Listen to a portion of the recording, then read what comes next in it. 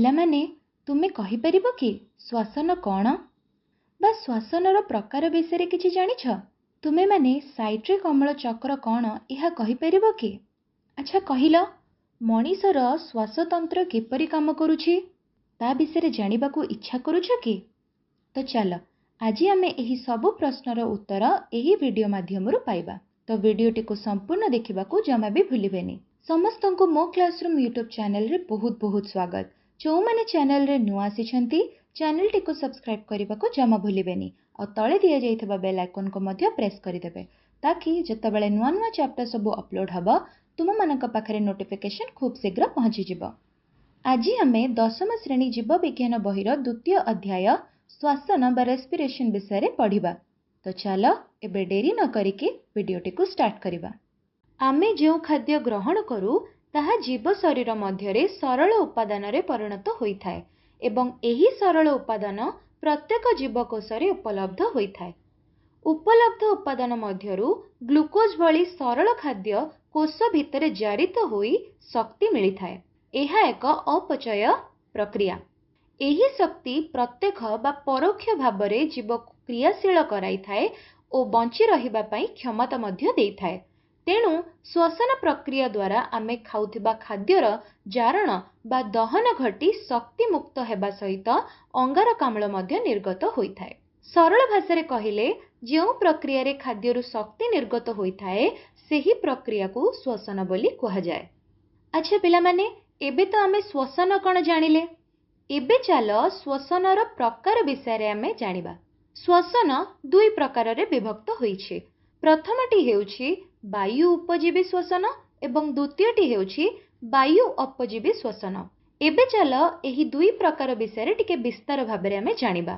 ସର୍ବପ୍ରଥମେ ଆମେ ଚାଲ ଜାଣିବା ବାୟୁ ଉପଜୀବୀ ଶ୍ୱସନ ବିଷୟରେ। ଆମେ ସମସ୍ତେ ଜାଣିଛୁ କି ଶ୍ୱସନରେ ଗ୍ଲୁକୋଜ୍ ଜାରିତ ହୋଇ ବାହାରକ୍ଷମ ଶକ୍ତି ଯାହାକୁ ଏଟିପି କୁହାଯାଏ ସେ ଶକ୍ତି ନିର୍ଗତ ହୁଏ ଏବଂ ଅଙ୍ଗାରକାମ୍ଳ ନିର୍ଗତ ମଧ୍ୟ ହୁଏ। ଏହି ପ୍ରକ୍ରିୟାଟି ଅମ୍ଳଜାନ ଉପସ୍ଥିତିରେ ହୋଇଥିବାରୁ ଏହାକୁ ବାୟୁ ଉପଜୀବୀ ଶ୍ୱସନ ବା ଏରୋବିକ୍ ରେସ୍ପିରେସନ୍ ବୋଲି କୁହାଯାଏ।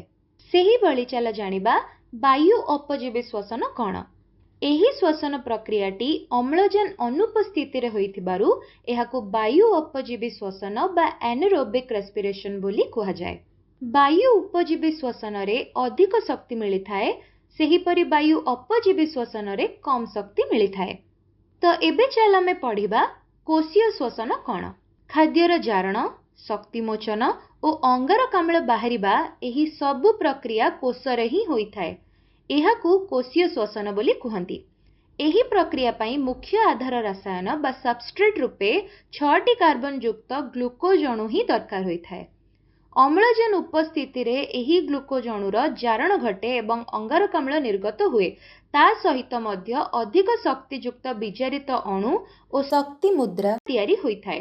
ତ ଏବେ ଚାଲ ଏହାର ଇକ୍ୱେସନ୍ଟି କେଉଁଭଳି ହେବ ଆମେ ଦେଖିବା। C6H12O6 ବା ଗ୍ଲୁକୋଜ୍ ପ୍ଲସ୍ 6O2 ବା ଅକ୍ସିଜେନ୍, ତାହା ଜାରଣ ହେଇକି କ'ଣ ହେଉଛି ନା 6CO2 ବା କାର୍ବନ ଡାଇଅକ୍ସାଇଡ୍ ପ୍ଲସ୍ H2O ବା ଜଳ ପ୍ଲସ୍ ଶକ୍ତି। ଏହି କୋଷୀୟ ଶ୍ୱସନଟି 3 ପର୍ଯ୍ୟାୟରେ ଘଟିଥାଏ। ସେଇଗୁଡ଼ିକ ହେଲା, ପ୍ରଥମଟି ହେଉଛି ଗ୍ଲାଇକୋଲିସିସ୍, ଦ୍ୱିତୀୟରେ ହେଉଛି ସାଇଟ୍ରିକ୍ ଅମ୍ଳ ଚକ୍ର ବା ସାଇଟ୍ରିକ୍ ଏସିଡ୍ ସାଇକେଲ୍ ଏବଂ ତୃତୀୟରେ ହେଉଛି ଇଲେକ୍ଟ୍ରନ୍ ପରିବହନ ସଂସ୍ଥା ବା ଇଲେକ୍ଟ୍ରନ୍ ଟ୍ରାନ୍ସପୋର୍ଟ ସିଷ୍ଟମ୍। ତ ଏବେ ଚାଲ ଆମେ ପଢ଼ିବା କୋଷୀୟ ଶ୍ୱସନର ଆଧାର ବିଷୟରେ। କୋଷ ଭିତରେ କୋଷ ଜୀବକ ବା ସାଇଟୋପ୍ଲାଜମ୍ ଥାଏ। କୋଷ ଜୀବକଟି କୋଷ ଝିଲି ବା ପ୍ଲାଜମା ମେମ୍ବ୍ରେନ୍ ଦ୍ୱାରା ଘୋଡ଼େଇ ହେଇ ରହିଥାଏ। ଏଥିରେ ବିଭିନ୍ନ ଅଙ୍ଗିକା, ଏନ୍ଜାଇମ୍, ପୋଷକ ଅଣୁ ଇତ୍ୟାଦି ଥାଏ। ଏଥିରେ ଗ୍ଲାଇକୋଲିସିସ୍ ପ୍ରକ୍ରିୟା ସମ୍ପାଦିତ ହୋଇଥାଏ। ମାଇଟୋକଣ୍ଡ୍ରିଆ ଏହା ମଧ୍ୟରେ ଦ୍ୱିସ୍ତରୀୟ ଝିଲି ଦ୍ୱାରା ଆବୃତ ହୋଇଥାଏ। ଏହା ଭିତରେ ଏକ ପ୍ରକାରର ରସ ଥାଏ ଯାହାକୁ ମ୍ୟାଟ୍ରିକ୍ସ ବୋଲି କୁହାଯାଏ। ଏଥିରେ ଜୈବିକ ଅମ୍ଳ, ଏନ୍ଜାଇମ୍, ଲିପିଡ୍ ଓ ପ୍ରୋଟିନ୍ ଅଣୁ ଇତ୍ୟାଦି ମଧ୍ୟ ଥାଏ। ଦ୍ୱିସ୍ତରୀୟ ଝିଲିର ଅନ୍ତଃଝିଲି ମ୍ୟାଟ୍ରିକ୍ସ ଭିତରକୁ ଭାଙ୍ଗ ହୋଇ ପଶି ଆସିଥାଏ। ଏହି ଭାଙ୍ଗକୁ କ୍ରିଷ୍ଟି ବୋଲି କୁହାଯାଏ। ମ୍ୟାଟ୍ରିକ୍ସରେ ସାଇଟିକ୍ ଅମ୍ଳ ଚକ୍ର ପ୍ରକ୍ରିୟା ଓ ଅନ୍ତଃଝିଲିରେ ଇଲେକ୍ଟ୍ରନ୍ ପରିବହନ ସଂସ୍ଥା କାର୍ଯ୍ୟ କରିଥାଏ। ତ ଏବେ ଚାଲ ଆମେ ପଢ଼ିବା ଗ୍ଲାଇକୋଲିସିସ୍ ବିଷୟରେ। कोषर कोष जीवकरे ग्लाइकोलिसिस प्रक्रियाटी होइथाय। एही प्रक्रियारे ग्लुकोजर विघटन दुईटी सोपनरे होइथाय। प्रथम सोपनरे कौन हुए ना 6टी कार्बन युक्त ग्लुकोज अणु एटीपी ग्रहण करी उद्दीपित हेबा द्वारा दुईटी 3टी कार्बन युक्त सरल शर्करारे विभक्त होइथांती। सेहीपरि द्वितीय सोपनरे कौन हुए ना प्रति 3टी कार्बन युक्त शर्करा जैव रासायनिक क्रिया द्वारा पाइरुविक अम्ल बा पाइरुविक एसिड नामित एक 3टी कार्बन युक्त जैविक अम्ल परिणत हुए। एही सोपनरे शक्ति मुद्रा एटीपी एवं शक्ति संपन्न विजारित सहकारक निकोटिनामाइड एडेनाइन डाइन्यूक्लियोटाइड बा NADH2 बा जहाको आमे रिड्यूस्ड निकोटिनामाइड एडेनाइन डाइन्यूक्लियोटाइड बोली कहू ताहा मध्य उत्पन्न होइथाय। तो एबे चल आमे जानिबा कोष जीवकरे पाइरुविक अम्लर परिवेश अनुरूपर कार्यकारिता। कोष परिवेशरे अम्लजानर मात्रा अनुजाई पाइरुविक अम्ल विभिन्न जैविक क्रिया माध्यमरे विभक्त होइछि। प्रथमरे हेउछि अम्लजान अनुपस्थितिरे ईस्ट भली अणुजीव कोषरे पाइरुविक अम्ल दुईटी कार्बन युक्त एथेनॉल बा सुरासारे परिणत हुए। एही क्रियारे एक अंगारकाम्ल और अल्प किछि शक्ति मध्य निर्गत होइथाय। एहा एक वायु अपजीवी श्वसन। एहाकू सुरसार किण्वन बा फर्मेंटेशन बोली कहा जाए। सेही भली द्वितीयरे अम्लजान अभावरे पाइरुविक अम्ल 3टी कार्बन युक्त लैक्टिक अम्ल बा लैक्टिक एसिड रे परिणत हुए। एहा पेशी कोषरे घटिथाय। फलरे कौन हुए ना समय समय रे मांसपेशी संकोचन बा बाकुला बा क्रैम्प होइथाय। सेही भली तृतीयरे कौन ना अम्लजान उपस्थिति रे पाइरुविक अम्ल माइटोकॉन्ड्रिया को प्रवेश करिथाए और विभिन्न जैव रासायनिक क्रिया माध्यम रे शक्ति मुक्त हेबा सहित अंगारकाम्ल और जल मध्य निर्गत होइथाए। एहाकू वायु उपजीवी श्वसन बोली मध्य आमे कहि परिबा। तो एबे चल आमे जानिबा साइट्रिक अम्ल चक्र बा साइट्रिक एसिड साइकिल विषय रे। अच्छा किए कहि परिबा एही साइट्रिक अम्ल चक्रटी केउठी संगठित होइथाए? चलो मु तुम मानको बढ़िया भाबरे बुझेइ देबी। एही साइट्रिक अम्ल चक्रटी माइटोकॉन्ड्रिया मैट्रिक्स रे संगठित होइथाए। अम्लजान उपस्थिति रे पाइरुविक अम्ल माइटोकॉन्ड्रिया भितर मैट्रिक्स को प्रवेश करिथाए और साइट्रिक अम्ल चक्र रे मध्य भाग नैथाए। एहा दुईटी पर्याय रे संपादित होइछि। प्रथम पर्याय रे कोन होछि ना प्रथम पर्याय रे माइटोकॉन्ड्रिया मैट्रिक्स रे थिबा एंजाइम द्वारा पाइरुविक अम्ल दुईटी कार्बन युक्त सक्रिय अणु रे परिवर्तित होइथाए, अंगारकाम्ल मध्य निर्गत होइथाए। एही पर्याय रे NADH2 संश्लेषित होइथाए। सेही परि द्वितीय पर्याय रे कोन होइथाए? द्वितीय पर्याय रे साइट्रिक अम्ल चक्रर ग्राहक अणु 4टी कार्बन युक्त ऑक्सालोएसिटिक अम्ल बा ऑक्सालोएसिटिक एसिड जार केमिकल फॉर्मूला कौन ना OAA ताहा कौन करे ना दुईटी कार्बन युक्त सक्रिय अणु एसिटाइल CoA को ग्रहण करी 6टी कार्बन युक्त साइट्रिक अम्ल रे परिणत होइथाए।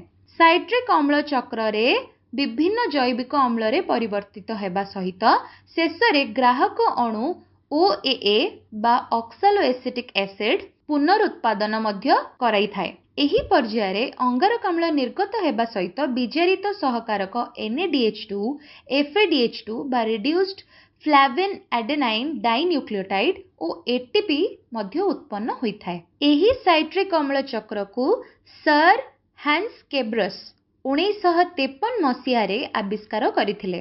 तांको नाम अनुजाई एही चक्र को क्रेबस चक्र मध्य कुहा जाए।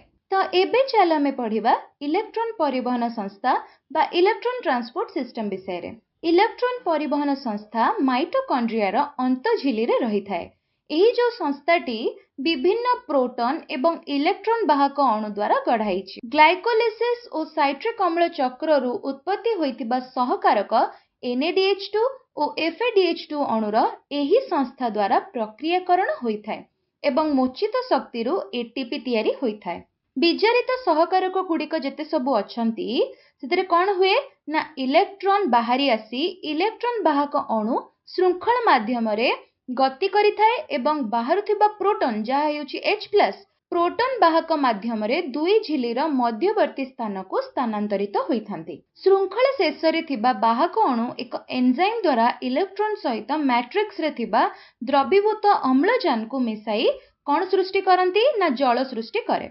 इलेक्ट्रॉन वाहक श्रृंखल रे इलेक्ट्रॉन गति करिबा समय रे दुई झिल्ली मध्य रे थिबा अंतर्वर्ती स्थान रे अधिक परिमाणर प्रोटॉन जमा होइथाय। तो एहा द्वारा कौन हेइथाय ना एक प्रकारर प्रोटॉन गति सक्षम बल तैयारी होइथाय। एही बल को उपयोग करी एटीपी सिंथेज नामक एंजाइम एटीपी प्रस्तुत करिथाय।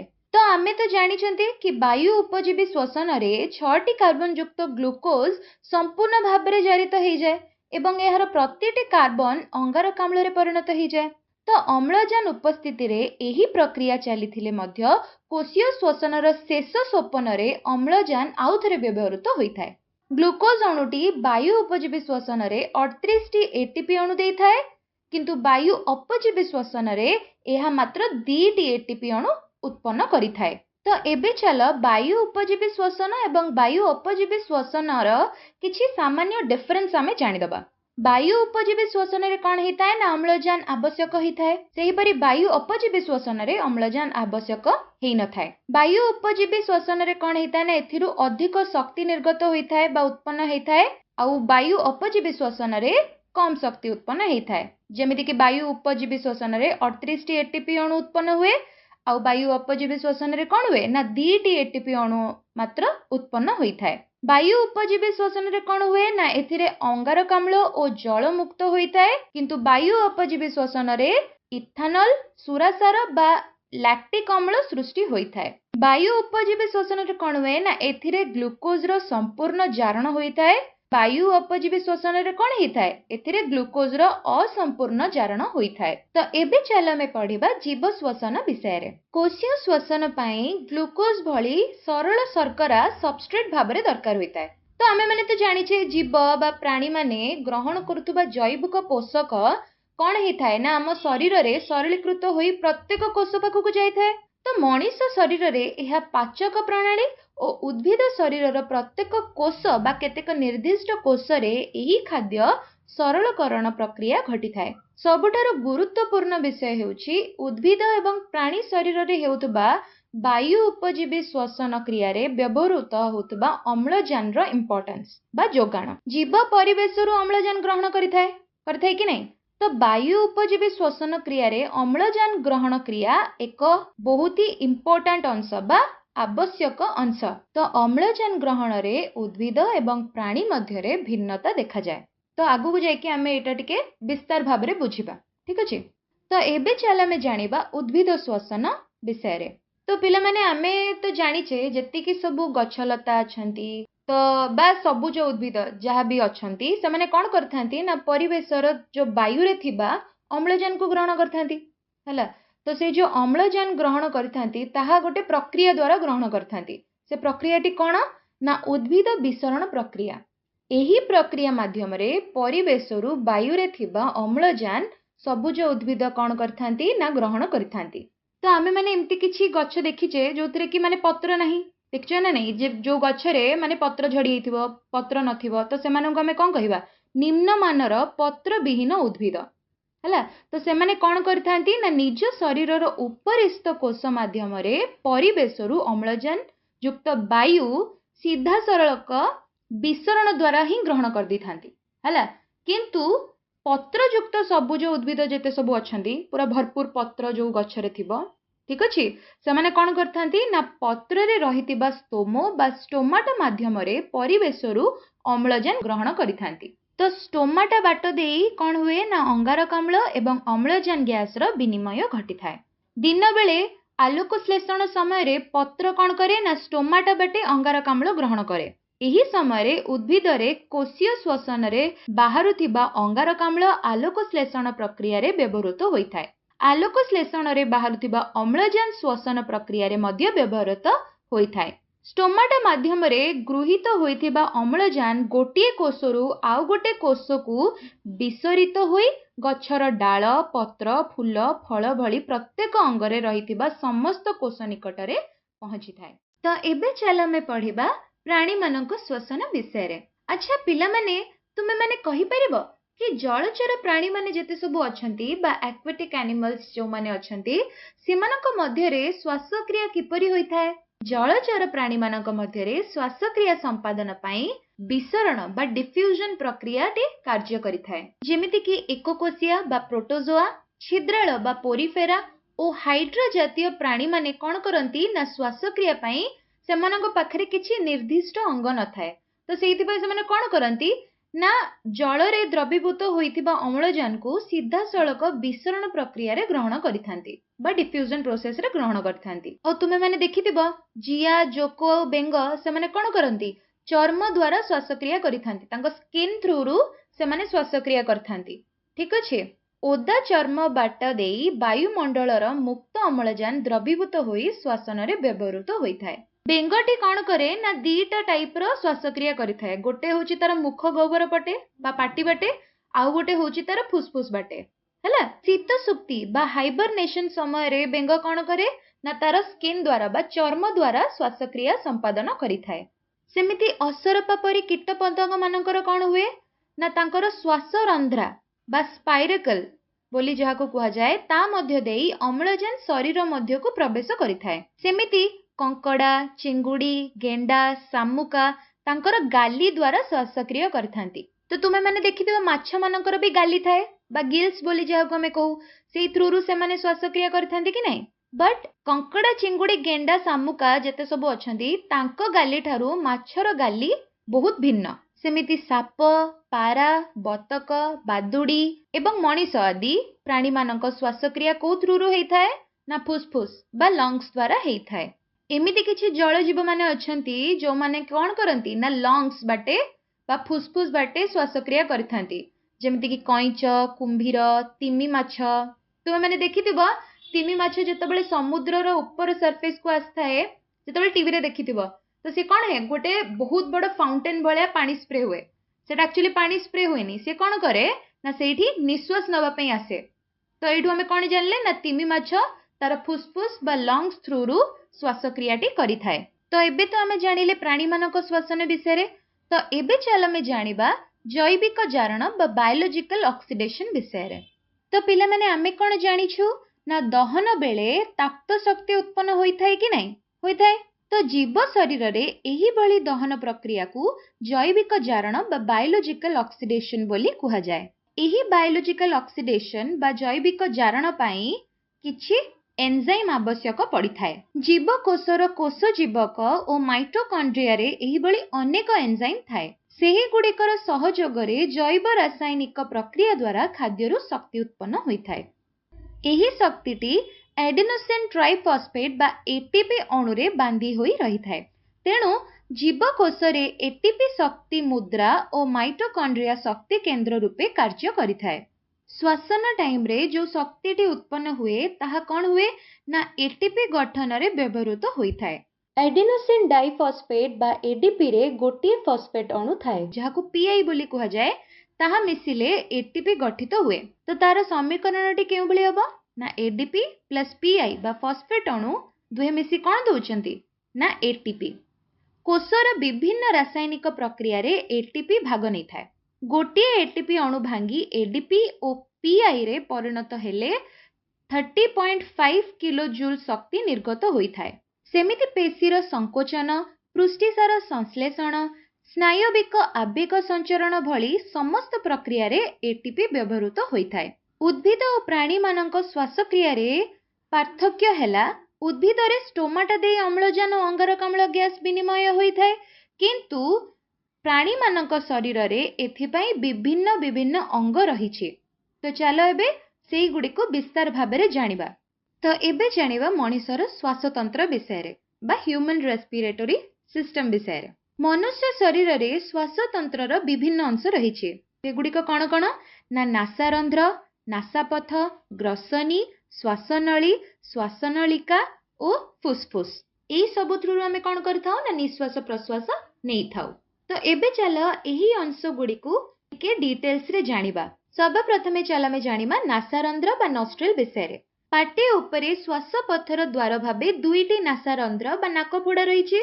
एइठारु कौन हुए ना श्वास पथटी आरंभ होई थाए एई बटे आमे निश्वास नौ भितर को ठीक अछि। तो एही नाक पुडा दीटा कोउथिरे तयारी हेछि ना उपास्थि बा कैटिलेज द्वारा। तो एबे चल आमे जानिबा नासापथ बा नाजल कैविटी विषय रे। श्वास पथर प्रथम भाग हेउछि नासापथ। एही नासा रंध्र देई बाहरु वायु नासापथ द्वारा प्रवेश करिथाए। नासापथ पछरे ग्रसनी मध्य को खोलिथाए। नासापथ देई वायु गला बेले धूलिकणा बा जीवाणु शैलीस्मिक झिली बा म्यूकस मेम्ब्रेन रे लागि जांती। तो एबे चल जानिबा ग्रसनी बा फैरिंग्स विषय रे। ग्रसनी हेउछि एक पेशी बहुल नळी। एहा नासापथर शेष ठारू आरंभ होई श्वासनळी बा ट्राकिया ओ खाद्य नळीर आरंभ पर्यंत रहिछि। नासापथ निकटरे रहिछि ग्रसनीर अंश ताको कोन कुहंती ना नासा ग्रसनी बा नाजोफैरिंग्स एवं मुख गह्वर निकटरे थिबा अंश को मुख ग्रसनी बा ओरोफैरिंग्स बोली कुहा जाय। ग्रसनीर पछ कांथरे एक जोड़ा टॉन्सिल रहिछि। एहा एक लसिकैफ बा लिम्फोइड अंग। ग्रसनीर शेष भागरु खाद्यनळी और श्वासनळी आरंभ होइथाय। श्वासनळीर द्वार को ग्लॉटिस बोली कुहा जाय। सेही बोली खाद्यनळीर द्वार को कोन कुहा जाय ना गलेट बोली कुहा जाय। श्वासनळीर द्वार रे अधिजीवा नामक एक परदा थाए किंतु खाद्यनळीर द्वार रे कौनसी प्रकारर परदा बा कपाटिका बा वाल्व न थाए। खाद्य गिळिबा समय रे श्वासनळीर द्वार अधिजीव द्वारा बंद रहे तेणु खाद्य श्वासनळी मध्य को प्रवेश करि पारे नाही।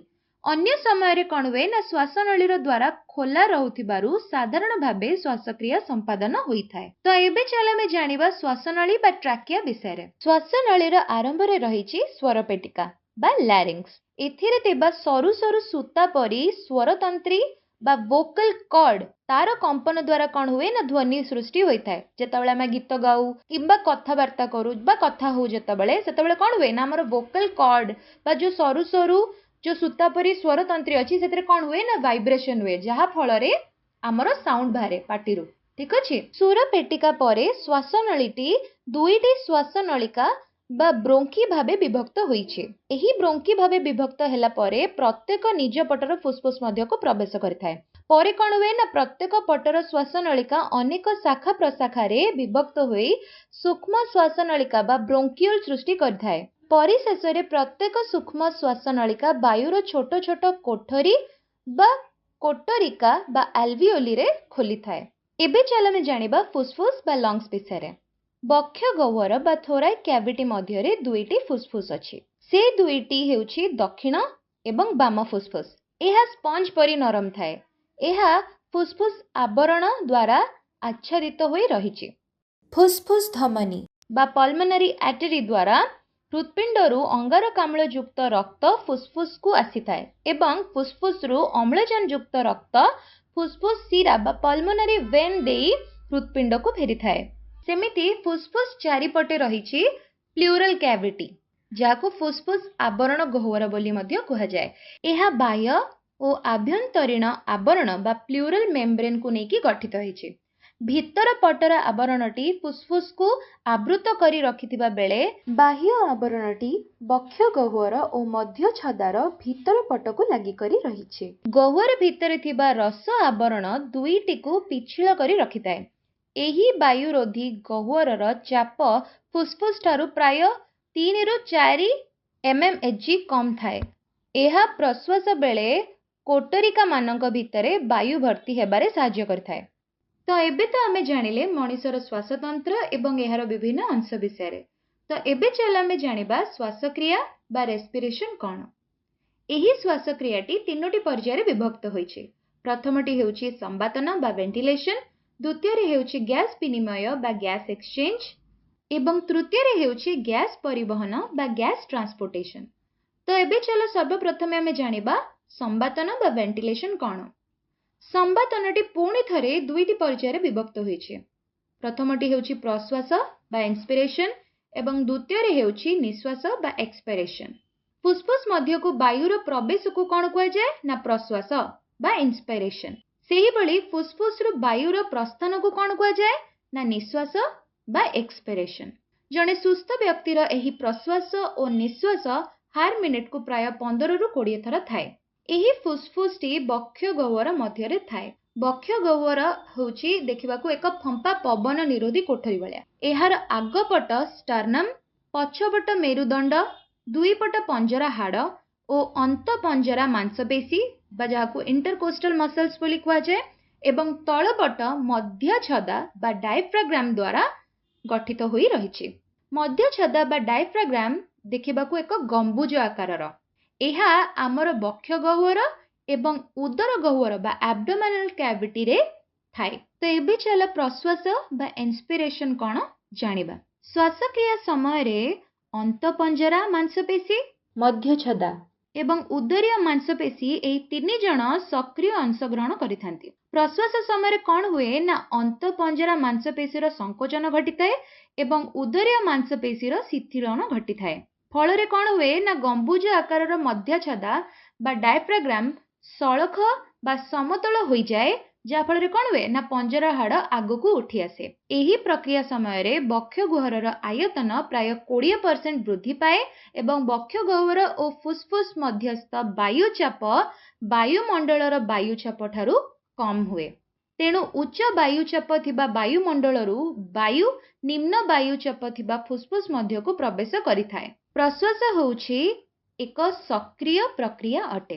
तो एबे तो आमे जानिले प्रश्वास कोन। तो एबे चल आमे जानिबा निश्वास बा एक्सपिरेशन विषय।